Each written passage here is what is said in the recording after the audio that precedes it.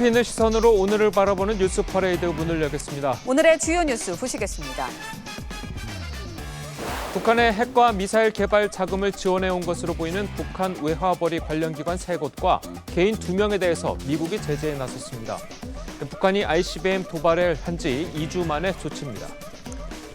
무역수지가 외환 위기 이후 25년 만에 처음으로 12개월 연속 적자를 기록했습니다. 미국은 반도체 보조금의 대가로 까다로운 조건들을 내걸어 국내 기업들의 수출에도 빨간불이 켜졌습니다. 민주당 이재명 대표의 거취를 놓고 친명계와 비명계 사이의 갈등이 고조되고 있습니다. 이 대표는 내일부터 선거법 재판에도 격주로 출석해야 합니다. 그리스에서 심야에 벌어진 열차 정령 충돌 사고로 사망자가 최소 40명, 부상자는 80여 명으로 늘었습니다. 승객 대부분은 주말 기간 축제를 즐기고 돌아오던 대학생들로 알려졌습니다. 저는 잠시 뒤 돌아오겠습니다.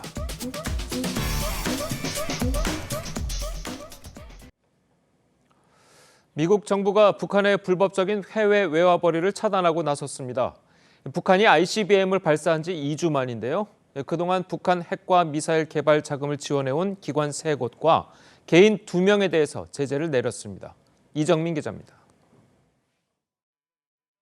현지 시간 1일, 미 재무부가 해외 자산통제국 홈페이지에 올린 제재 목록입니다. 미국은 해외에서 불법 외화벌이를 해온 북한 칠성무역공사와 조선백호 무역공사, 아프리카 현지 법인 등 기관 3곳과 북한 국적 황길수, 박화성 등 개인 2명을 제재한다고 밝혔습니다.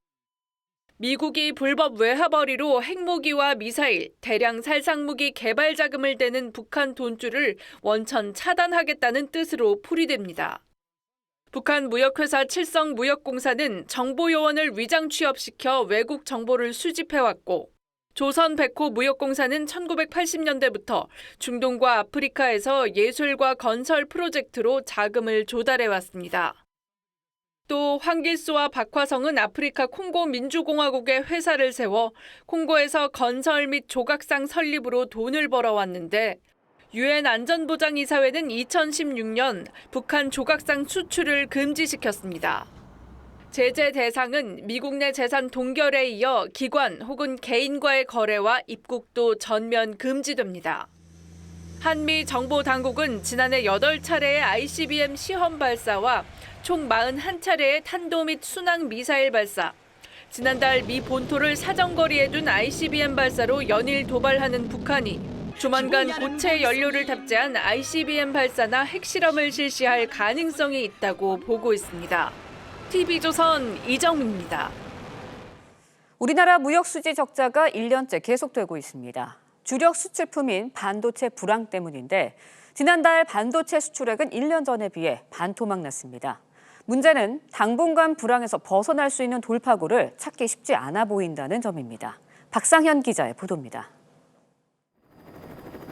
우리나라가 수출 부진 터널에서 좀처럼 빠져나오지 못하고 있습니다. 2월 수출은 1년 전에 비해 7.5% 감소한 501억 달러를 기록했습니다. 반면 수입은 3.6% 늘어난 554억 달러로 집계됐습니다. 무역수지 적자가 53억 달러에 이릅니다. 지난해 3월 이후 12달 연속 무역 적자 행진으로 25년 만의 일입니다. 반도체 불황이 수출 부진에 가장 큰 영향을 미쳤습니다. 지난달 반도체 수출액은 1년 전보다 42.5%가 급감하며 7개월째 내리막길을 걷고 있습니다. 반도체 수요 위축에 디램 가격이 1년 전에 비해 절반 수준으로 떨어져 타격이 컸습니다. 윤석열 대통령까지 나서 수출 1호 영업사원을 자처했지만 무역 적자를 막기엔 역부족이었습니다. 모든 외교의 중심을 경제와 수출에 놓고 최전선에서 뛰겠습니다. 여기에 주요 수출국인 중국에 대한 수출이 24% 넘게 빠지면서 수출 악화의 또 다른 원인이 됐습니다. 시장에선 코로나 팬데믹 이후 중국이 경제 재건에 나서고 있지만 당분간 수출 회복은 쉽지 않을 것으로 전망합니다. 선진국의 경기 역시 우리의 주 수출이 중요한 역할을 할 수 있을 정도로 충분히 회복되지 않고 있는 상황이어서 현재의 무역 수지 악화가 지속될 가능성은 있습니다. 수출 버팀목인 반도체 불황이 길어지면서 우리나라 경제도 위기감이 커지고 있습니다. TV조선 박상현입니다. 예, 보신 것처럼 반도체 경기 부진으로 한국 경제의 버팀목인 수출이 5개월 연속 감소하면서 무역 적자도 1년째 이어지고 있습니다. 네, 관련 내용 석병훈 이화여대 경제학과 부교수와 함께 자세히 짚어보도록 하겠습니다. 안녕하세요. 안녕하세요. 자, 이 무역 수지 적자가 1년 동안 이어진다는 것은 결국 반도체 때문이겠죠? 예, 그렇습니다. 반도체하고 중국 수출 부진 때문인데요. 예. 사실 두 가지 문제가 얽혀 있습니다. 왜냐하면 중국은 우리나라의 그 최대 수출국인 네. 동시에요. 예. 우리나라 반도체 수출에 있어서도 또 최대 수출국입니다. 그래서 우리나라 작년 기준으로 전체 반도체 수출의 40%가 중국으로 수출을 이루어졌고요. 또 전체 수출 역시 20% 초반대로 중국으로 수출이 이루어졌었습니다. 그런데 중국 같은 경우는 그동안에 코로나로 인해서 경제를 폐쇄를 하다 보니까 내수가 장기간 침체가 돼 있었고요. 작년에 11월 기준으로 리오프닝을 단행했으나 네. 리오프닝 이후로 코로나 확산세가 크게 늘어나면서 여전히 소비가 회복되지 않고 있습니다. 예. 그래서 여전히 중국으로의 수출이 부진해서 이것이 반도체 수출 침체, 그다음에 우리나라의 수출 침체를 유발한 것으로 보고 있습니다. 예. 네, 무역 수지 적자가 12개월 연속 이어진 건 25년 외환위기 이후 처음이라고 합니다. 우려를 낳고 있는데 자칫 외환위기 같은 게 다시 올 수 있지 않냐 이런 이야기도 나오고 있거든요. 예, 그럴 가능성은 걱정하지 않으셔도 된다고 생각을 하고 있습니다. 가장 쉽게 말씀을 드리면 일단 우리나라는 순대외 채권국입니다. 그 말은 우리나라가 다른 나라에 빌려준 돈이 우리나라가 다른 나라로부터 빌려온 돈보다 더 많다는 뜻이죠. 네. 그리고 또 다른 것은 그 외환 보유액의 차이가 어마어마한 수준입니다. 그래서 1998년 IMF 외환위기 직전의 외환 보유액보다 현재 우리나라가 가지는 외환 보유액은 무려 107배입니다. 그래서 작년 12월 말 기준으로 우리나라 외환 보유액은 세계 9위 수준이기 때문에 네. IMF 외환위기 같은 경제 위기가 다시 올 거라고 걱정하실 필요는 없습니다. 예. 자, 경제 위기는 안 오더라도 이제 경기 침체는 계속돼서 이 서민들이 계속 힘들지 않겠습니까? 예, 그 의견은 저도 동의합니다. 특히 상반기에는 수출 부진, 그다음에 고물가와 고금리가 겹쳐서 서민들의 삶은 특히 더 어려울 것으로 예. 보고 있습니다. 네. 이런 가운데 이제 미국의 반도체 보조금 지원도 골칫거리로 좀 떠오르고 있습니다. 보조금은 주지만 대신 조건이 굉장히 까다로운 것 같은데 어떤 조항이 가장 독소 조항인가요? 예, 제가 보기에는 첫 번째 독소 조항은 미국의 보조금을 받게 되면 10년간 중국 내 시설 투자를 하지 못하도록 하는 조건입니다. 예. 아까 말씀드렸다시피 우리나라 전체 반도체 수출의 40%가 대중 수출이고요. 예. 그러다 보니까 삼성이라든지 SK 하이닉스가 중국의 반도체 생산 공장을 가지고 있습니다. 네. 그런데 이 미국에서 보조금을 받게 되면 향후 10년간 중국 내에 추가적인 시설 투자를 하지 못해서 중국 내에서 새로운 반도체, 메모리 반도체를 생산하기 위해서 생산 설비를 업그레이드하지 못하게 막아놨습니다. 이것은 사실상 중국 내에서 반도체 생산이라든지 반도체 영업을 하지 말라는 뜻이죠. 그것이 첫 번째 독소 조항이고요. 네. 그 다음에는 반도체 지원금을 신청하는 기업이 일정 수준 이상의 초과이익을 달성하면 그 초과이익을 갖다가 미국과 공유를 하다. 그래서 그 환수된 초과이익을 갖다가 미국 내의 반도체 산업 육성에 사용하겠다. 그리고 그 초과이익이 얼마나 되는지를 파악하기 위해서 기업의 현금 흐름, 내부 수익률, 수익성 지표, 예상 수익을 제출하라는데요. 네. 이것은 결국 기업의 영업 비밀을 제공하라는 뜻이죠. 네. 이런 것들이 대표적인 독소 조항이라고 볼 수 있겠습니다. 아니 그러면 이제 교수님 말씀을 들어보면 도대체 얼마를 네. 주는지는 모르겠지만 예. 그렇게 많은 돈을 주지 않는 이상 이렇게 독소 조항이 있으면 아예 그냥 돈을 받지 않고 그냥 그대로 영업하는 게 기업으로서는 더 좋지 않을까요? 어떻습니까? 예, 그런 지금 주장도 나오고 있습니다. 왜냐하면 지금 연방 정부 차원에서 보조금을 주는 대신에 이런 식의 독소 조항이 들어 있고요. 또 예. 생산하는 반도체 같은 경우도 미국의 방위 산업에 많이 사용하는 제품을 생산하는 것을 우선적으로 보조금 지급을 고려하겠다고 하고요. 방위 산업에 사용하는 제품을 생산하는 것에 대해서 또 반도체 생산 설비를 갖다가 미국에 공개를 해야 된다. 이러면 또 반도체 생산 기술에 대한 노하우가 유출될 가능성도 그렇죠. 큽니다. 네. 그런데 이런 것뿐만 아니라 각 주정부, 미국의 연방정부 말고 주정부 단위에서도 서로 반도체 공장을 유치해서 고용을 창출하기 위해서 면세 혜택이라든지 이런 주정부 차원의 혜택들도 이미 많이 제공을 하려고 하고 있는 상황이거든요. 그래서 굳이 이 보조금을 받지 않고 주정부 차원의 혜택을 받는 것으로도 충분하기 때문에 이 보조금을 받지 않아도 되는 것이 아니냐 이런 것을 의견도 있어서 각 기업에서 그런 사항까지 포함해서 면밀히 검토하고 있는 것으로 알고 있습니다. 아니 그렇다면 그렇게 그 전에도 계속해서 이제 이 IRA 관련해 가지고 보조금을 받느니 말느니 네. 왜 못 받느냐 해서 예. 이거 못 받으면 큰일 날 것처럼 예. 그렇게 이야기들을 해왔잖아요. 예. 자 그렇다면 이렇게 받아도 안 될 것 같으면 아니 예. 받아도 받지 않아도 될 것 같으면 굳이 왜 그렇게 그동안 못 받으면 큰일 날 것처럼 얘기를 했었었나요? 예, 글쎄요. 그동안에 이제 칩4 동맹 뭐 이런 예. 걸로 이제 그러니까요. 미국에서 반도체를 갖다가 물론 요즘에 최근에 군사 장비에서도 반도체가 다 들어가고요. 네. 뭐 드론 이런 것에도 반도체가 다 들어가는데 그동안에 미국의 반도체는 메모리 반도체 같은 경우는 주로 대만에서 수입을 해왔었습니다. 예. 그랬는데 대만은 중국에서 지금 대만의 침공 위험 때문에 미국에서 불안감을 느껴서 반도체 생산 설비를 갖다가 웬만하면 이제 자국으로 끌어들이고자 하는 전략을 세웠습니다. 네. 그래서 한국의 많은 그 메모리 반도체 생산 설비들을 미국 내로 옮겨오기 위해서 강한 당근을 제시했고 그것이 이제 한국 기업들의 여러 가지 좀 유인으로 제공된 측면이 있어서 그걸 포함해서 과감한 투자 결정을 내린 건데요. 이미 투자 결정을 내리고 일부 공장이 건설되기 시작한 다음에 소위 말하는 이런 예상하지 못한 추가적인 조건, 세부 사항의 조건을 공개를 해서 뭔가 뒤통수를 맞은 측면이 없지 않나 이런 생각을 하고 있습니다. 네, 예. 독소 조항들을 살펴보면 굉장히 미국이 시장 경제에서 반하는 조건들을 좀 내세우고 있지 않나라는 생각이 드는데 미국이 이렇게까지 나오는 이유는 왜 그런 건가요? 예, 두 가지 이유가 있다고 생각을 하고 있습니다. 첫 번째 이유는 방금 말씀드린 그 안보와 관련된 이유입니다. 뭐 군사 장비에도 반도체가 다 들어가는데 그동안에 우리나라의 그 메모리 반도체는 주로 중국으로 수출을 했고요. 예. 미국에서 메모리 반도체는 주로 대만으로부터 수입을 했었습니다. 그런데 대만은 지금 중국으로부터 침략 위협을 받고 있기 때문에 미국에서는 더 이상 대만에서 수입을 하는 것은 불안하고 미국 내에서 생산 기지를 구축해야겠다는 의도가 있었고요.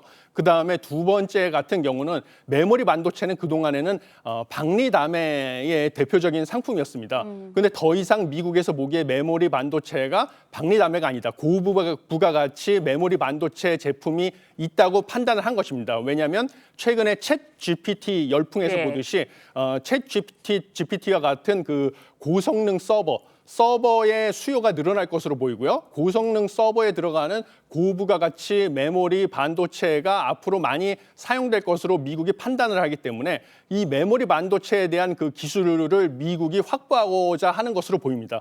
그래서 그 메모리 반도체에 대한 기술력은 한국의 삼성이라든지 SK 하이닉스가 세계 최고 수준이기 때문에 그 기술 격차를 좁히기에 가장 좋은 방법은 경제학에서 가장 성공적이었던 방법은 그 선진 기업들의 투자를 국내에 유치를 한 다음에요. 그 공장의 이제 설비나 이런 거에서 노하우를 받아들이는 방법인데 그것이 지금 미국이 사용하고 있는 전략으로 보입니다. 예. 네. 자 어쨌든 뭐 보조금은 뭐 칩포 동맹이나 뭐 여러 가지 외교 정세들을 봤을 때 받을 수밖에 없다고 치면 지금 우리가 아까 말씀하신 것처럼 이제 중국에는 더 이상 투자를 못 하게 되는데 자 그렇다면 이제 반도체 공장의 네. 특성상 중국 공장은 이제 앞으로 사용 못 하게 될 가능성이 크잖아요. 예, 그렇습니다. 그만큼 투자를 많이 했는데 우리나라에서 좀 정부 차원에서 나서서 좀 뭐 중국만이라도 좀 어느 정도 좀 뭐 여유를 좀 달라고 하다든지 좀 그런 외교 정책이 좀 필요하지 않을까요? 예, 그렇습니다. 그래서 이 부분에 대해서 저도 이미 중국에 있는 그 반도체 공장에 대해서 미국산 장비를 갖다가 수출하지 말아라라는 요구 조건을 작년에 반도체 지원법을 미국에서 통과가 됐을 때 예. 포함이 돼 있었습니다. 그러니까요. 그렇지만 1년간의 유예 기간을 줬었습니다. 예. 그래서 그 1년 동안에 한국 정부에서 뭔가 외교적인 노력이라든지 네. 뭔가 대책을 세웠을 거라고 저도 생각을 했고 그 대책이 필요하다는 얘기를 수차례 저도 얘기를 했었습니다. 예. 그런데 그러한 대책이 아마 있을 거다. 정부에서 뭔가 발표를 할 것이다라고 기대를 하고 있고요. 그런 대책이 있어야 될 거고 정부 차원에서 외교적인 노력이 있어야 될 것으로 그러니까요. 보고 있습니다. 그리고 뭐 기업 차원에서는 그동안에 한국의 반도체 수출이 중국에 너무 편중되지 않았나 40%나 중국으로 수출을 하고 있었는데요. 네. 그런데 이제는 그 수출 시장을 다변화해야 되지 않냐. 그래서 미국과 유러피안 유니언, 그 유럽 연합에 대한 수출 비중이 워낙 낮았는데요. 예. 미국과 유럽 연합 같은 경우는 중국보다 먼저 지금 경기가 회복 조짐을 보이고 있어서요. 지난 2월과 1월에도 대중 수출은 감소했으나 대미 수출과 대유럽 수출은 오히려 증가를 했습니다. 한국의 경우. 예. 그러니까 미국과 이번 계기로 유럽에 대한 반도체 수출을 오히려 늘리는 전략을 추진해야 될 것으로 봅니다. 예, 네, 알겠습니다. 자, 오늘 교수님 말씀은 여기까지 듣겠습니다. 잘 들었습니다. 고맙습니다. 건조한 날씨가 이어지면서 전국 곳곳에서 화재가 발생했습니다. 서울의 한 전기차 연구소에서 배터리 과열로 추정되는 불이 났고 전북 무주와 전남 나주에서는 산불이 잇따랐습니다. 밤사이 사건 사고 소식 한지은 기자의 보도입니다. 건물 내부가 희뿌연 연기로 가득 찼습니다. 어제 오후 6시 13분쯤 서울 금천구 가산동의 한 전기차 업체 연구실에서 불이 났습니다. 불은 30여 분 만에 꺼졌는데 휴일이라 내부에 사람이 없어 인명피해는 없었습니다. 소방당국은 배터리 쪽에서 연기가 났다는 신고 내용을 토대로 배터리 과열로 인한 화재 가능성에 무게를 두고 있습니다. 어제 저녁 8시 30분쯤 전북 무주군 안성면의 한 주택에서 불이 났다는 신고가 접수됐습니다. 50대 주민이 직접 불을 껐는데 이 과정에서 팔과 얼굴 등에 2도 화상을 입어 병원으로 옮겨져 치료를 받고 있습니다. 소방당국은 전기장판에서 불이 시작됐다는 신고 내용을 토대로 정확한 화재 원인을 조사할 계획입니다. 어제 저녁 7시 반쯤 50대 여성 한 명이 부산의 하천에 빠졌다 지나던 행인의 신고로 출동한 소방대원에 의해 구조됐습니다. 어제 낮 1시 50분쯤 전남 나주시 동강면의 임야에서 불이 났습니다. 산림당국은 진화헬기 6대, 진화장비, 진화대원 등을 동원해 3시간여 만에 주부를 진화했다고 밝혔습니다. 당국은 묘지를 소각하다가 강한 바람에 산불로 확산이 된 것으로 보고 잔불을 감시하는 한편 정확한 화재 원인을 조사할 계획입니다. TV조선 한지은입니다. 민주당에서는 이재명 대표의 체포동의안 표결 결과를 놓고 내홍이 계속되고 있습니다. 이탈표를 의식한 당 강경파에서는 2차 체포동의안이 온다면 부결 투표를 당론으로 해야 한다는 목소리가 나오고 있습니다. 정민진 기자가 보도합니다. 민주당 당원총원 게시판입니다. 이재명 대표 체포동의안이 다시 올 경우 당론으로 막아달라는 청원에 하루 만에 10,000명 넘게 동의했습니다. 이 대표 팬카페에도 체포동의안 부결 당론을 어긴 의원들은 강제 출당시키라는 글이 올라왔습니다. 당 지도부와 친명계 의원들은 아예 부결 당론을 제안했습니다. 당론으로 정할 필요에 대해서도 좀 논의는 있어야 될 것 같습니다. 지금 상황에서는. 비명계를 향한 거친 공격도 이어졌고 협상의 어떤 무기로 삼아서 당대표직을 내려오라라고 하는 것은 너무 일방적이고 비민주적인. 당원 투표로 이 대표를 재신임하자는 주장까지 나왔습니다. 당원들이 뽑은 당대표이지 않습니까? 그래서 당대표 사퇴 여부는 당원들에게 물어보는 게 마땅한 것이죠. 비명계는 당을 걱정하는 의원들의 중심을 깔아뭉개고 있다고 반발했습니다. 비명계 한 의원은 당론으로 부결을 밀어붙이면 오히려 이탈표가 더 생길 것이라고 경고했습니다. 여당도 친명계가 총선 공천권에 집착해 소속 의원 편가르기까지 하고 있다고 비판했습니다. 당론이나 당원 투표를 운운하며 허둥대고 있습니다. 한번 구멍난 방패는 더 이상 방패가 아닙니다. TV조선 정민진입니다. 전해드린 대로 이재명 대표의 체포동의안 표결에서 무더기 이탈표가 나오면서 민주당의 내홍이 깊어지고 있죠. 자, 이 대표의 거취 문제를 놓고도 공방이 벌어지고 있습니다. 이 두 분과 함께 정치권 소식을 자세하게 짚어보도록 하겠습니다.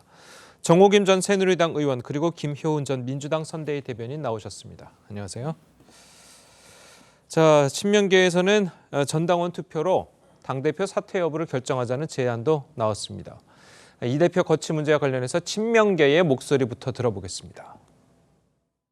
이재명 당대표 사퇴 요구가 거세지 않겠습니까? 개개인의 의견보다는 당원 전원 투표로 이제 이 위기를 이제 돌파를 하는 방법 외에는 딱히 없다고 봅니다. 우리 의원들이 당의 중심이 의원이라고 생각하는 건 착각이고요. 당의 중심은 당원들입니다.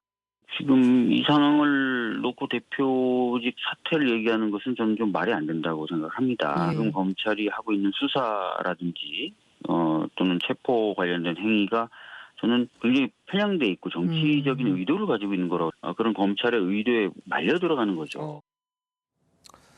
자, 안민석 의원이 이제 주장을 한 건데 전당원 투표로 이재명 대표의 거취 문제를 결정하자. 자, 이런 일이 좀 있습니까? 어떻습니까? 글쎄요, 이런 일이 그렇게 흔하지도 않았고 제가 지금 기억도 안 나는데요. 예. 이런 그 상황이라 해가지고 이재명 대표가 사퇴할 것 같진 않아요. 근데 지난번에 체포 동의안이 부결되는 과정에서 오히려 찬성이 한 표가 더 많았었어요. 예. 단지 제적위원 가반수 출석과 출석위원 가반수 찬성이라는 그 시스템 때문에 이번에 체포 동의안이 통과되지는 못했거든요. 그러다 보니까 그 상황에서 당황한 민주당 내에서도 이제는 이재명 대표가 특단의 어떤 그 조처를 취해야 되는 거 아니냐라는 말이 나왔는데요. 예. 그럼에도 불구하고 이재명 대표 본인도 지금 자진 사퇴할 생각이 없고 특히 이재명 대표의 주위에 있는 정치인들의 경우, 즉 친명계라고 하는 사람들이 상당히 이런 표현은 적절하지 않지만 결사옹위를 하는 그런 모양새를 지금 보이고 있잖아요. 예. 그러다 보니까 오히려 이제 당원들을 동원해 갖고 당원 투표를 하자. 왜냐하면 지금 그 상당히 강성의 친 이재명 당원들이 많다라는 생각하에 이렇게 하는 것이죠. 사실 요번에 투표해가지고선 거의 반대표가 170표 이상 나올 거라는 게 대다수 사람들의 그런 관측이었지만은 그러한 예측을 완벽하게 지금 그 빗나가게 만든 게 이번 상황이었거든요. 그러니까요. 그렇기 때문에 지금 의원들은 못 믿겠고 당원을 통해서 이재명 대표 체제를 돈독히 해야겠다라는 친명계 의원들의 어떤 필사적인 그런 시도가 아닌가 이렇게 생각을 하는데요. 예. 비명계에서는 실제로 드러나게 표출은 못하지만 그러나 이렇게 이제 무기명 투표라든지 이런 상황을 통해서 자신들이 어떤 생각을 가지고 있는지를 또 보여주고 있는 측면이 있기 때문에 민주당이 향후에도 체포 동의안을 주제로 해가지고 다이나믹한 그런 모양을 보여줄 가능성이 점점 커지는 형국이에요. 예. 자, 저희가 이제 앞서서 이제 그 여러 가지 언론 보도를 보면 비명계 의원이라고 해가지고 뭐 당원들이 이제 문자를 보내서 왜 찬성 투표를 했느냐 했을 때 자기는 부결 투표를 했다라고 이제 문자를 보낸 사람들이 이제 많다고 그러잖아요. 자, 그리고 또 언론 보도를 보더라도 이 친명계 의원들은 본인의 이름과 본인의 목소리, 얼굴을 모두 정정당당하게 드러내고 이야기를 하는데 비명계 의원들은 이름과 목소리 하나도 드러내지 않고 이렇게 어떻게 보면 비판적으로 얘기를 하자면 뒤에서 이야기를 하는 그런 모양새를 보이고 있다는 그런 비판이 나올 수도 있거든요. 자, 그런 상황은 어떻게 좀 해석을 하시나요? 그러니까 어떤 집단에서는 항상 이제 주류가 있고요. 그 주류의 또 생각이 다른 뭐 비판적인 생각을 갖고 있는 사람들이 있습니다. 근데 이제 당내에서 어쨌든 간에 이제 뭐 그게 어떤 세력으로 존재하든 안 하든 간에 뭐 친명이든 비명이든 이런 식의 이제 꼬리표 붙는 뭐 이제 이런 게 있게 되었습니다.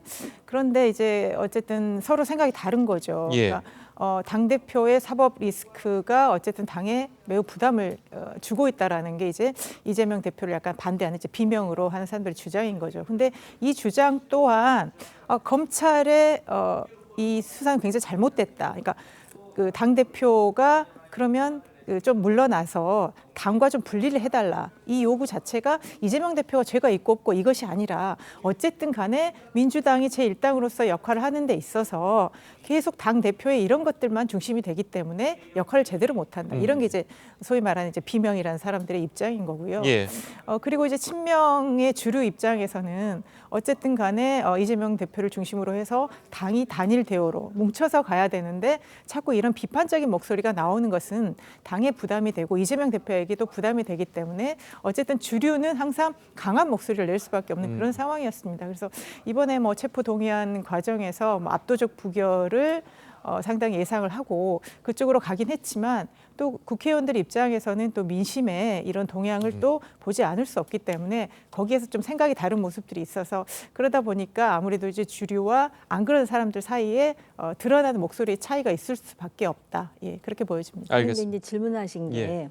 왜 자기 이름을 당당하게 그러니까요. 소위 이름을 왜 밝히지 않고 뒤에서 이렇게 얘기하느냐. 그래서 일각에서는 비겁하다. 뭐 심지어는 이제 그 민주당 내 친명 쪽에서는 배신자다 뭐 이런 말을 하는 것 같은데요. 제3자가 볼 때는 이렇게 뒤에서 말하고 또 한쪽에선 뒤통수 쳤다라고 비판을 하는데 얼마나 무서우면 이렇게 할 수밖에 없는가라는 생각도 들어요. 그러니까 이게 자유민주주의 하의 정당임에도 불구하고 나 이름은 누구고 내 생각은 이렇다라고 당당하게 밝힐 수 없는 그 구조가 있잖아요. 예. 개딸들 지금 뭐 색출해가지고 뭐 수박 깐다 뭐 해가면서 뭐 엄청나게 무서운 말들이 많이 나오고 심지어는 지금 이게 민주주의 체제야 아니면 인민 독재 시대야라고 생각할 정도로 그렇다고 한다면 비명계 정치인들 입장에서는 또 비명계가 아니더라도 당과 대표의 사법 리스크를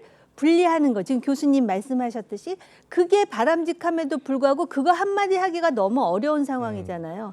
그런 상황이다 보니까는 어쩔 수 없이 이 무기명 투표에서 찬성한 사람도 있지만 거기 무효표 기권표 나오잖아요. 제가 볼 때 그 무효표 기권표의 거의 대다수는 민주당 내에서 바로 당과 당대표의 사법 리스크를 분리해야 된다는 사람들의 고육지책이었을 가능성이 매우 크다라고 느껴집니다. 예, 알겠습니다. 자, 그리고 이 체포동의안 표결 결과를 놓고 이제 당내에서 여러 이야기가 나오는데요. 친명계 의원들은 물론이고 이 비명계 의원 중에서도 이제 처음부터 꿋꿋하게 본인의 얼굴과 이름을 내고 본인의 주장을 계속해서 이야기해온 의원이 있죠. 이상민 의원의 이야기 연속해서 들어보도록 하겠습니다.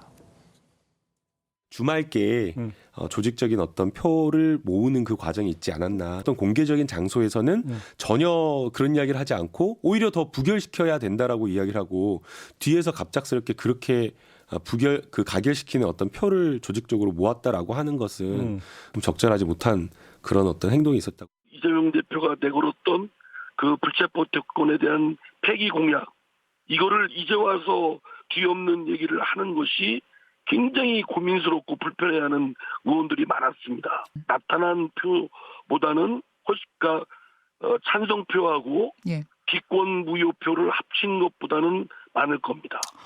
지금 기권 무효표가 한 19표 나오지 않았어요? 그건 찬성이라고 봐야 됩니다.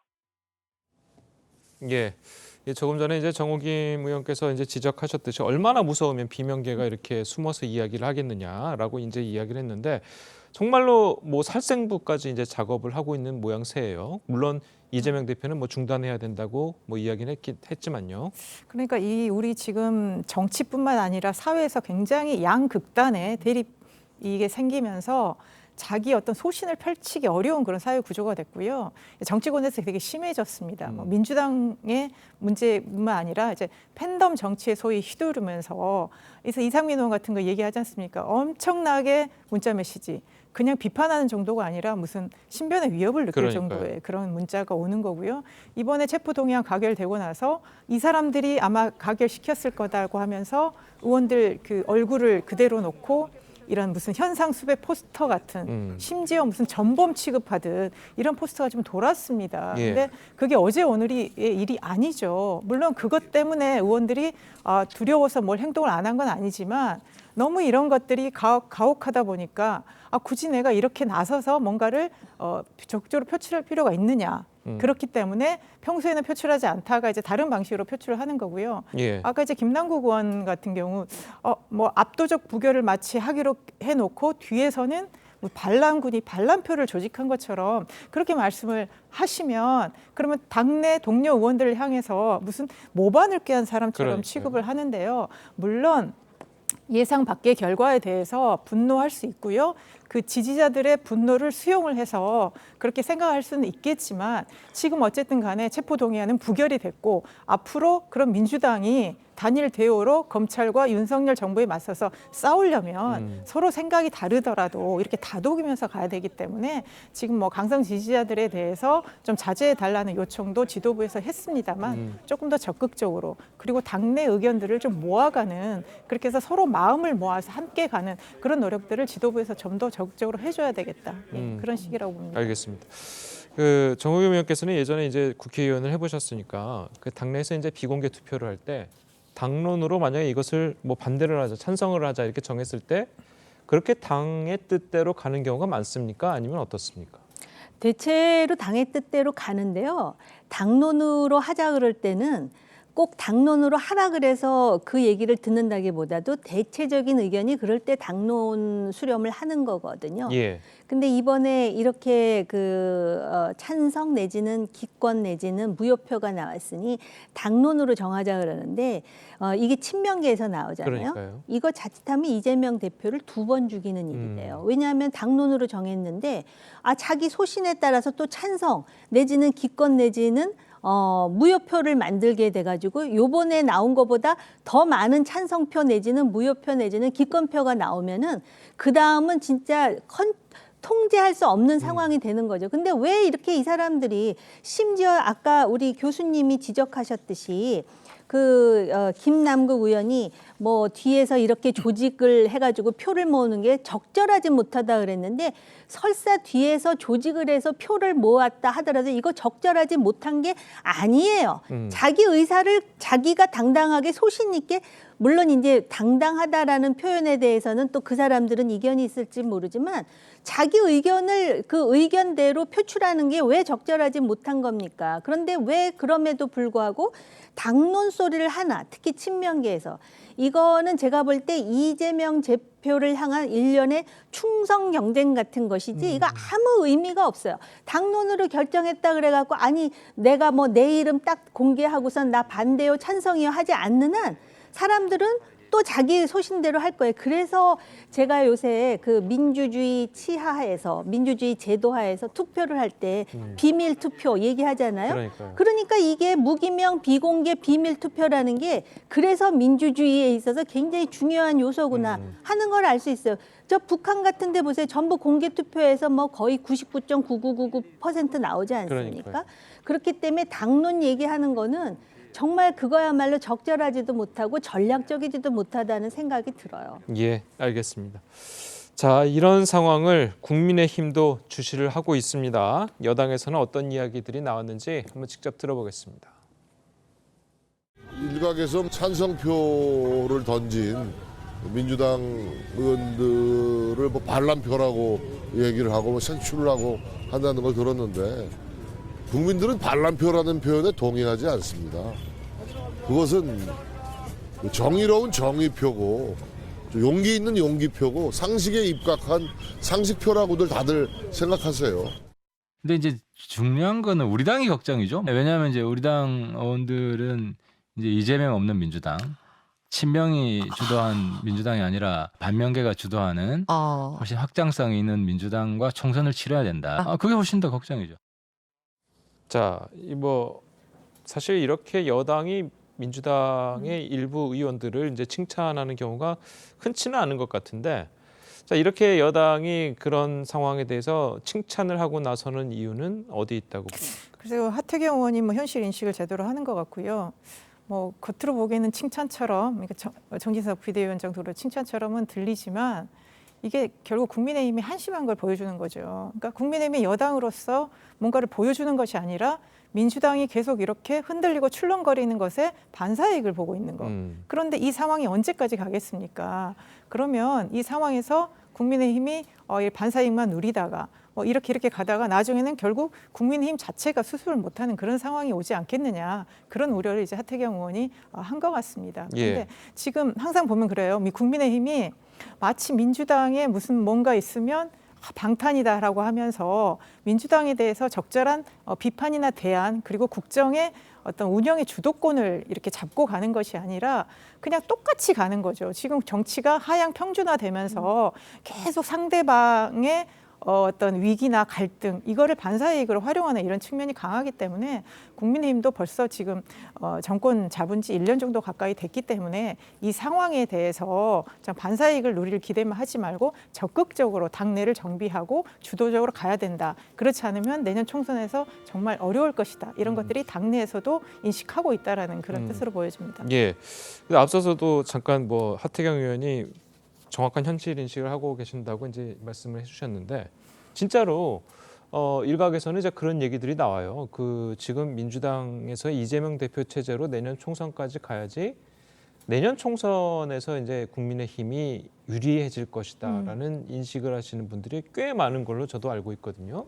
어떻게 저도 같은 생각이에요. 예. 지금 민주당의 지지율이 떨어지는 게 바로 이재명 대표의 사법 리스크인데 그 이재명이라는 변수가 제거된다면 지금 현재 중도 부동층이 상당히 늘어나고 있는데 그 사람들이 어느 당을 지지할 것인가에 대해서 국민의힘 역시 전략적 판단을 잘 해야 돼요.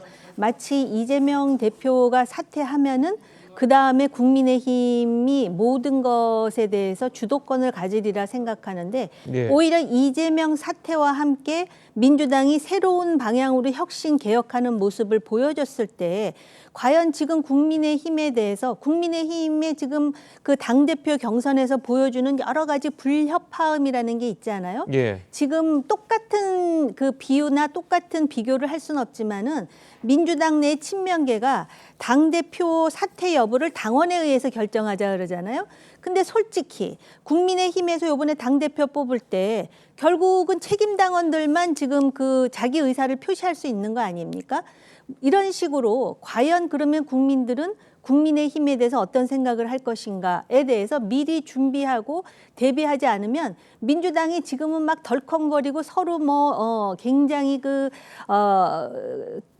철러덩 소리를 내는 것 같지만 나중에 이게 총선 전에 정비됐을 때 그때 어떻게 대비할 것인가에 대해서 국민의힘의 특히 목소리가 큰 주류들이 상당히 객관적이고 냉정하게 생각해 봐야 될 시점이라고 보여져요. 예, 알겠습니다. 자, 오늘 두 분 말씀은 여기까지 듣겠습니다. 잘 들었습니다. 고맙습니다. 국민의힘 당대표를 뽑는 전당대회가 5일 앞으로 다가왔습니다. 울산 땅 의혹에도 김기현 후보가 선두를 달리고 있는데요. 다른 후보들은 땅 의혹과 김기현, 나경원 연대를 집중적으로 비판하고 있습니다. 최민식 기자입니다. 울산 땅 의혹을 처음 제기한 황교안 후보는 기자회견까지 열어 공세를 이어갔습니다.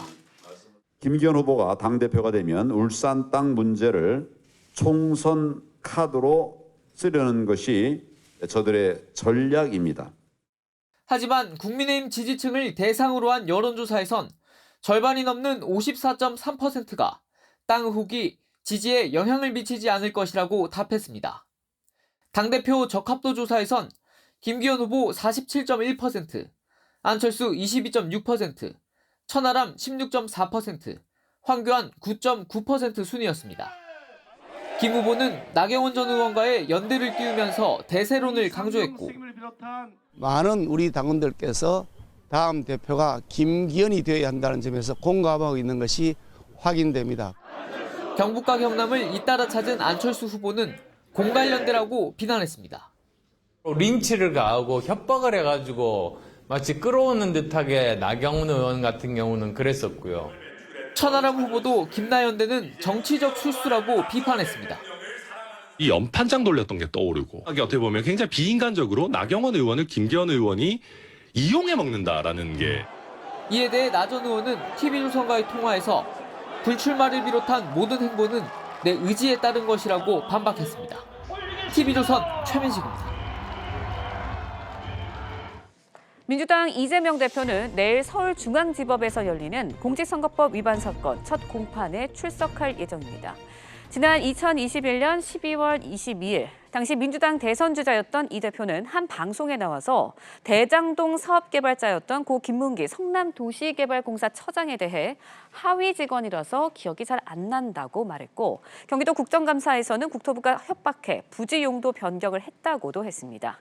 그런데 보시는 것처럼 이 대표는 과거 고 김문기 처장과 함께 사진도 찍고 오랜 기간 아는 사이였다는 정황들이 쏟아져 나왔습니다. 결국 이 대표는 허위사실 공표 혐의로 고발돼 재판에 넘겨졌죠. 공직선거법 250조 1항을 보시면 허위사실 공표죄는 5년 이하의 징역 또는 3천만 원 이하의 벌금에 처해지는 중죄입니다. 100만 원 이상 벌금형이 확정되면 당선이 무효가 됩니다. 만약 당선 무효형이 확정이 되면 이 대표는 5년간 피선거권이 제한됩니다. 공직선거에 나올 수 없다는 이야기입니다. 그런데 이 사건은 대선 때 일이고 국회의원 선거와는 상관이 없기 때문에 이 대표가 국회의원은 계속할 수 있는 것 아니냐라고 생각하실 수도 있는데요. 그렇지 않습니다. 선관위가 의원직도 상실된다고 유권 해석했기 때문입니다. 피선거권이 상실되면 의원직 자격도 없어진다는 국회법 136조 2항 등을 근거로 들었습니다. 그리고 이 대표만의 문제로도 끝나지 않습니다. 민주당은 대선 비용 434억 원을 중앙선관위로부터 보전받았는데 선거법 265조 2항에는 당선 무효형이 확정되면 후보를 추천한 정당이 이 돈을 다시 돌려줘야 된다고 돼 있습니다. 즉, 이 대표의 선거법 재판 결과에 따라서 민주당도 434억 원을 반환하느냐 마느냐가 걸려 있는 겁니다. 검찰은 다른 이유로도 이 재판을 주시하고 있는데요. 이유가 무엇인지 김보건 기자의 기사 보시고 이야기 이어가겠습니다. 지난 대선 당시 대장동 실무자인 고 김문기 성남도계공 개발 1처장을 몰랐다고 발언해 허위 사실 유포로 재판이 넘겨진 이재명 대표. 하지만 제가 그 실제로 하위 직원이라서 기억이 안 나고요. 이 대표는 한 주 건너 금요일마다 법원에 출석해야 합니다. 형사 피고인은 특별한 사정이 없으면 반드시 출석해야 한다는 규정 때문인데 재판이 있는 날엔 당무를 보기 힘들 것으로 보입니다. 선거법 재판이 이 대표에 대한 검찰의 영장 전략에도 영향을 줄 거란 관측도 나옵니다. 검찰은 대장동 잔여 사건과 쌍방울 대북 송금 의혹 등과 관련해 영장 재청구 가능성을 열어두고 있는 상황. 하지만 검찰 관계자는 이 대표가 법정에 성실히 출석하면 법원 입장에선 도주 우려가 없는데 굳이 구속할 필요가 있겠냐고 판단할 수 있다고 설명했습니다. 체포동의안 부결 이후 친명계가 표단속에 나서면서 영장 재청구 시 찬성표가 더 적게 나올 수 있다는 가능성도 변수입니다. 이런 이유로 검찰이 당장 새로운 혐의로 이 대표의 신병을 확보하려 들기보단 당분간 관망할 거란 관측이 나옵니다. TV조선 김보건입니다. 이 전해드린 대로 이재명 대표는 내일 공직선거법 위반 혐의로 법정에 설 예정입니다. 네, 관련 내용 이승훈 변호사, 백성문 변호사와 함께 자세히 짚어보도록 하겠습니다. 안녕하세요. 안녕하세요. 안녕하세요. 네, 먼저 문제가 된 이재명 대표의 발언과 고 김문기 처장 측의 입장 직접 들어보시겠습니다. 일부에서는 산하 직원이고 해외 출장도 같이 갔는데 어떻게 모를 수 있냐 그러지만 제가 실제로 하위 직원이라서 기억이 안 나고요. 인지를 못했다 그 뜻이죠. 네. 저는 기억에 남아 있지 않은 사람이었는데 저는 기억이 없어요. 변호사 시절 때부터 연을 맺고 대장동 사업에 온몸과 마음을 바친 아버지를 이재명 후보님은 모른다, 기억이 안 난다. 이재명 후보는 왜 어째서 아버지를 모른다고 기억이 안 난다고 거짓말을 하는 건지 궁금합니다. 자, 이거 사실 기억의 문제이기 때문에 이거 과연 어떻게 가려낼지가 이제 가장 큰 문제인 관건일 것 같은데 어떻게 보십니까? 그러니까 이게 허위 사실 유무를 판단하는데 네. 개인의 기억이 있는지 없는지를 사실 이게 허위인지 아닌지 판단하기 굉장히 어렵죠. 그러니까요. 그래서 사실 이 김문기 처장을 몰랐다라는 게 일반인의 상식에 비춰봐도 말이 안 된다고 생각한다고 하더라도 기억 문제를 과연 허위인지 아닌지를 판단할 수 있는가는 이번 재판에 어찌 보면 가장 중요한 쟁점이 될 것 같은데 일단은 이제 검찰 입장에서는 이재명 대표가 대장동과 본인의 관련성을 부인하기 위해서 김문기 처장을 모른다, 알면서도 모른다라고 했다는 이 전제로 수사가 진행이 됐던 거고 조금 전에 얘기가 나왔던 것처럼 김문기 처장의 유족의 입장이나 그리고 또 얼마 전에 유동규 씨도 본인이 심경의 변화를 가지게 된 거는 결국 김문기 처장을 모른다는 이재명 대표의 말이었다라는 이런 얘기를 하지 않았습니까? 이들을 이제 증인 신문을 하고 객관적으로 김문기 처장과 이재명 대표의 연관성들을 객관적인 증거로 제시를 해서 결국은 이것은 이제 일반 국민의 개인적인 상식에 비추어 봐서 이 정도여도 모른다고 과연 할 수 있는 것인지 여부를 가지고 검찰은 입증을 하려고 할 것으로 보입니다. 네. 그런데 이제 공직선거법 위반 사건에서 이재명 대표가 고 김문기 처장을 알았는지 몰랐는지 이 부분이 왜 이렇게 핵심이 되는지 궁금해하시는 분들도 있을 것 같아요. 그러니까 이재명 대표가 모른다라고 기억이 안 난다라고 했잖아요. 근데 이제 알고 있음에도 불구하고 모른다라고 했기 때문에 허위 사실이다 이런 거거든요. 그렇기 때문에 이제 알았는지 몰랐는지가 쟁점이 되는 건데 실은 사람의 기억에 대해서 뭐 기억이 안 났으니까 도덕적으로 비판할 수는 있겠죠. 네. 근데 기억이 안 났다라고 기소한 경우를 저는 본 적이 없어서 이 부분은 개인적으로 무죄가 나올 것으로 예측을 하고요. 과거에 이제 국민의힘에 지금 저 당대표 후보로 나오신 분이 있는데 그분이 이제 기자들과 여러 번 식사를 했나 봐요. 근데 그 기자 중에 매번 만날 때마다 그분이 자신을 기억을 못 한다는 거예요. 그래서 저분은 기억력이 참 안 좋구나 이런 말을 했다는데 만약에 이 질문에 있어서 그 기자를 아는가요 했는데 기억이 안 나서 모른다고 하면 이걸 허위사실 공표죄로 기소한다라고 하면 이 처벌의 범위가 굉장히 넓어지는 거잖아요. 그리고 그 사람의 기억을 재단하는 것이기 때문에 도덕성 여부를 떠나서 형법상 허위사실 공표죄로 처벌하기는 좀 어려울 것으로 보여지고요. 예. 과거 친형 강제 입원과 관련해서도 이런 부분들이 또는 오세훈 시장과 관련해서 생태탕 사건 관련해서도 뭐 측량한 것이 기억이 안 나는 부분에 있어서도 무죄 판결이 비슷한 취지로 났기 때문에 아마도 이 부분도 무죄 판결이 될 가능성이 높다 이렇게 보입니다. 자, 그렇다면 이제 국토부가 이제 뭐 협박해서 이런 내용도 있잖아요. 자, 그 부분은 어떻습니까? 그러니까 백현동 용도 변경 관련해서 이재명 대표가 국회에 나와서 이 얘기를 했었죠. 예. 이거는 국토부가 직무유기로 뭐 문제 삼겠다. 그래서 협박을 해서 어쩔 수 없이 한 것이다라고 했는데 그게 사실은 국토부가 그렇게 한 것이 아니고 경기도가 자체적으로 했다라는 것이 이제 공문 형태로 남아있기 때문에 사실 제 개인적인 판단으로는 이 부분은 이재명 대표가 사실 피해가기 좀 어려울 거예요. 근데 이제 이 부분 플러스 조금 전에 우리 말씀하셨던 김문기 처장을 알았는지 몰랐는지가 허위 사실인가 이 부분이 함께 유죄 판단이 나온다면 사실 이재명 대표 입장에서는 지금 계속 논란이 되고 있는 예. 벌금 100만 원 이상이 나올 개연성이 있기 때문에 그러니까 저는 뭐 백현동 특혜 관련해서는 유죄 판단이 나올 가능성이 많다고 하더라도 그러니까 이 지금 재판의 쟁점이 결국 김문기 처장 알았느냐 몰랐느냐로 가는 건 이것까지 유죄 판단이 나와야 지금 현재 이재명 대표의 가장 이제 문제가 되는 벌금 100만 원 이상이 나오느냐 여부가 결정될 가능성이 많아서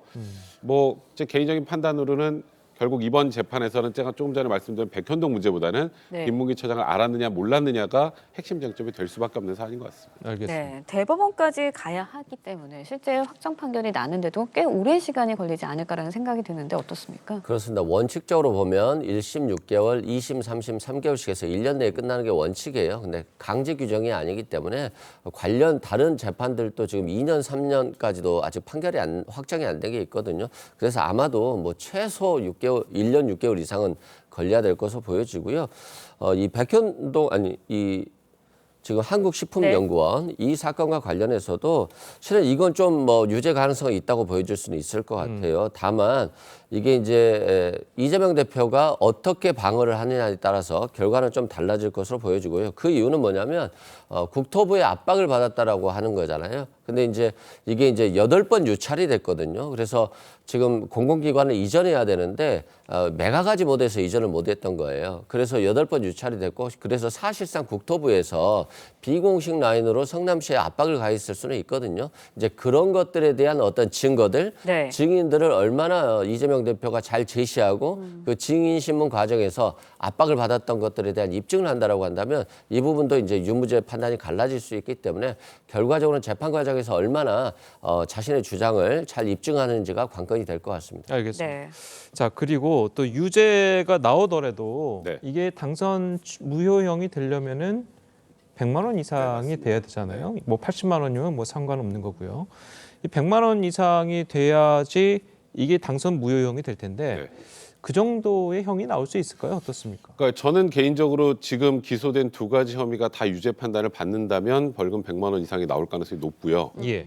둘 중에 하나라도 이제 무죄 판단이 나온다면 100만 원 이상으로 선고하기에는 뭐 재판부에도 부담이 분명히 될 겁니다. 예. 근데 이제 100만 원 이상의 벌금형이 확정이 되면 여러 가지 문제가 생기는 게 뭐 이재명 대표는 이게 대통령 선거 과정에서 있었던 것이기 때문에 대통령 선거는 어차피 떨어진 것이라 뭐 당선 무효형이 나와도 크게 상관없지 않나 생각하는 분들이 있는데 일단 국회의원 선거권도 아까 나왔던 것처럼 선관 유권 해석으로 국회의원의 자격도 잃게 되고 5년간 피선거권이 박탈되니까 다음 대선에도 못 나가고요.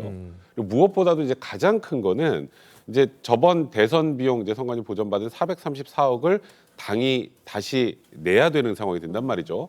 이거는 정말 뭐 민주당 입장에서는 거의 날벼락 수준이기 때문에 이 벌금 100만 원 이상이 나오는 것이 이재명 대표도 그렇지만 민주당에도 굉장히 큰 영향을 줄 수밖에 없는 그런 사안입니다. 예. 네. 이재명 대표는 이제 앞으로 2주에 한 번씩 재판에 출석을 하게 됩니다. 그런데 이런 상황이라면 영장이 재청구될 가능성에도 영향을 줄 수 있다라는 관측도 나오고 있거든요. 이 영장과는 큰 상관은 없을 것 같아요. 뭐 공직선거법 같은 경우는 2주에 한 번씩 재판을 받으면 될 것 같고요. 오히려 지금 이번에 체포동의안에 있어서 무효기권표가 상당히 많았잖아요.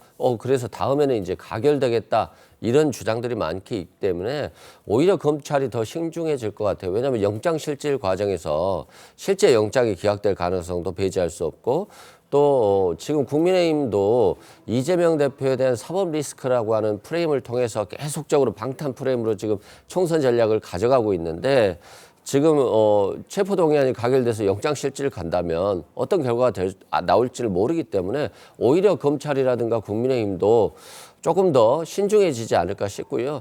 저는 이제 여당이 집권당이잖아요. 좀 책임감을 갖고 지금 무역 적자라든가 이런 게 1년 가까이 이어지고 있기 때문에 야당 대표에 대해서 조롱이라든가 비판을 하는 것도 좋습니다만 오히려 야당과의 협치를 통해서 어떤 경제적인 문제, 민생 문제도 좀 돌아보는 것이 좋지 않나 싶습니다. 예. 그 말씀하신 것처럼 그래서 일각에서는 만약에 이재명 대표가 공직선거법으로 재판을 2주에 한 번 열리는 걸 꼬박꼬박 출석을 열심히 한다면 영장실질심사가 만약에 들어가더라도 뭐 출석 잘하는데 굳이 구속시킬 필요가 있느냐 이러면서 기각이 될 우려를 이제 검찰이 걱정할 수도 있다. 자, 이 부분이거든요. 그러니까 조금 전에 말씀하셨던 것처럼 2주에 한 번씩 재판 열리는데 재판 꼬박꼬박 출석하면 뭐 도주 우려가 있느냐. 그러니까 영장은 기각될 것이다. 뭐 이런 얘기들이 나오고 있는데 제가 저번에 한번 언급해 드린 것처럼 그거는 크게 영향을 미칠 것 같지는 않고요. 결국은 이제 지금 범죄 혐의의 입증에 관련된 문제일 거예요.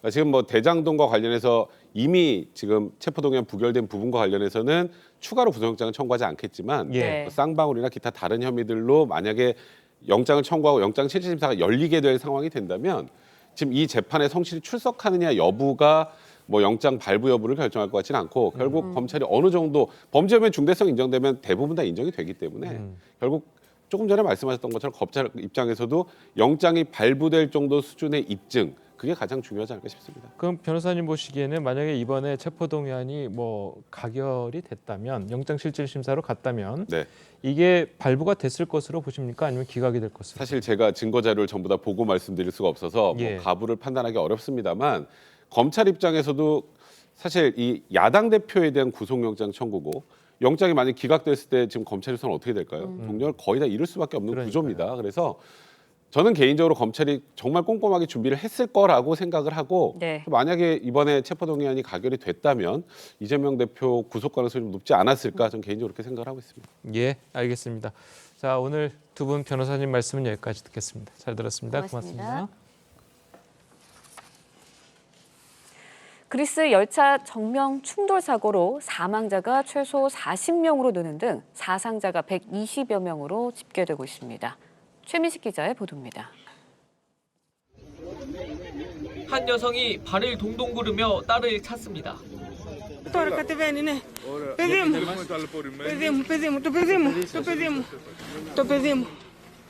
가까스로 사고 현장에서 돌아온 딸은 온몸에 성한 구석이 없습니다.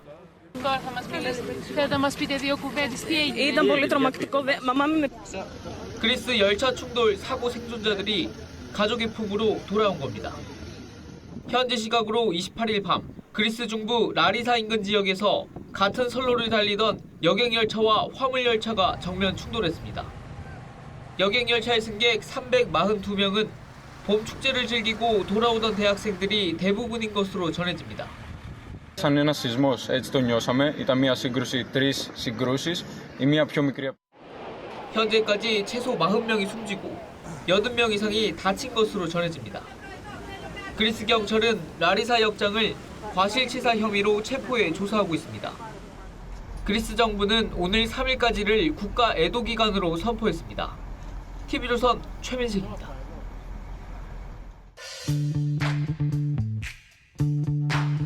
네, 렌즈에 담긴 그 순간 그 의미를 짚어보는 시간이죠. 사진 기자가 선택한 아침의 한 장입니다. 오늘은 조선일보 사진부 조인원 기자와 함께합니다. 안녕하세요. 오늘 아침에 볼 사진 어떤 건가요? 네, 바나나 껍질 모양의 옷을 입은 남자가 야구를 하고 있습니다. 야구와 비슷하면서 다른 규칙을 가진 바나나볼이 지난 주말에 시작되었는데요. 사진으로 함께 보겠습니다. 미국 조지아주의 인구 15만 도시인 사바나에는 대학 독립리그 소속 야구팀인 사바나 바나나스가 있습니다. 이 바나나스가 시작한 야구인 바나나볼은 일반 야구 게임 룰과는 몇 가지 다른 규칙을 갖고 있습니다. 타자가 번트를 시도하면 퇴장을 당하고 포수와 코치가 투수 마인드로 가는 것도 금지되어 있습니다. 또 경기의 시작은 심판이 아니라 관중들이 플레이볼을 외치면서 시작합니다. 한마디로 바나나볼은 야구에서 선수들이 시간을 끄는 플레이를 금지하고 빠르고 재미있게 경기를 하도록 바꿨습니다. 네, 그런데 바나나볼은 어떻게 시작이 된 건가요? 네, 한 경기당 평균 3시간이 넘는 메이저리그에 비해 바나나볼은 게임을 반드시 2시간 안에 끝내야 합니다. 또 선수와 관중이 즐기는 야구를 표방하기 때문에 4,000석 규모의 바나나 홈구장은 항상 매진이 되고 있다고 합니다. 관중과 선수가 함께 즐기는 경기라니 한번 직접 가서 보고 싶습니다. 지금까지 아침 현장이었습니다. 3월의 첫 출근길 든든하게 입고 나오셔야겠습니다. 북서쪽에서 찬 공기가 내려오면서 현재 서울 기온 영하 1.4도로 어제보다 기온이 큰 폭으로 떨어졌고요. 찬바람이 불면서 체감 기온은 대부분 지역에서 영하권을 보이고 있습니다. 낮에도 예년 기온을 밑돌겠는데요. 서울 7도, 대전 8도, 대구 10도로 어제보다 2도에서 7도가량 낮겠습니다. 오늘 전국적으로 맑은 하늘이 드러나겠고요. 공기도 깨끗하겠습니다. 다만 대기가 여전히 건조한데요. 산불 등 화재 사고가 잇따르고 있습니다. 건조한 대기에 바람까지 강하게 불기 때문에 불씨 관리에 각별히 신경 써주셔야겠습니다. 이번 반짝 추위는 내일 낮부터 차차 누그러지겠고요. 당분간 맑은 날씨 속에 대기는 점점 더 건조해지겠습니다. 날씨였습니다. 목요일 아침 뉴스 퍼레이드는 여기서 마치겠습니다. 네, 저희는 내일 아침 7시 30분에 다시 찾아뵙겠습니다. 시청해주신 여러분 고맙습니다.